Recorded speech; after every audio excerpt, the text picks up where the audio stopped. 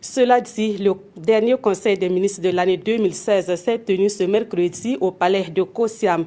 Plusieurs dossiers ont été examinés et des décisions prises. À ce rendez-vous de l'exécutif, le conseil s'est surtout penché sur le rapport d'enquête parlementaire sur le foncier urbain qui a révélé des irrégularités. Le point avec Salifou Belem et Bouma Ernest Nebi. Le conseil des ministres de ce jour, dernier de l'année 2016, a été long. Un conseil au cours duquel d'importants dossiers ont été examinés. Au niveau du ministère de la Justice, des Droits humains et de la Promotion civique, il y a eu un décret portant remise de peine à l'occasion donc du Nouvel An 2017. La remise de reliquats de peine touche 295 personnes et la remise partielle touche 496 autres détenus.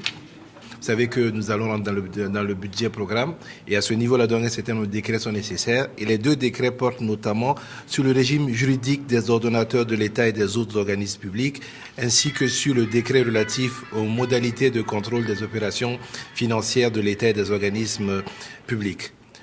Nous avons au niveau du ministère de l'Enseignement supérieur, de la Recherche scientifique et de l'Innovation, 3 décrets d'application de la loi du 24 novembre 2016 portant modification du régime juridique applicable aux enseignants hospitalo-universitaires et chercheurs du Burkina Faso. Vous saviez qu'il y a eu des négociations notamment entre le monde enseignant de l'université et le gouvernement et ces décrets-là permettent donc de régulariser la loi qui avait adopté. Le Conseil s'est surtout penché sur le rapport de l'enquête parlementaire sur les irrégularités dans l'attribution des parcelles au Burkina.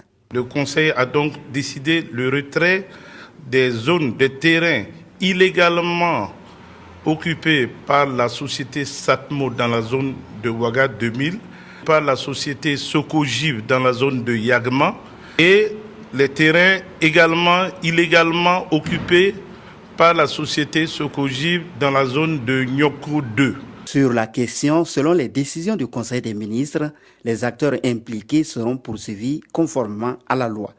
Le Conseil a également décidé de déclencher le processus de sanction disciplinaire à tous les agents publics qui ont été impliqués dans ces irrégularités.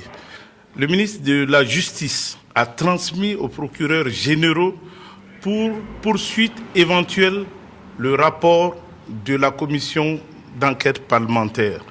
Une décision non moins importante au cours de ce Conseil des ministres a été celle du gouvernement qui autorise la création des écoles privées de l'élevage et de la santé animale au Burkina.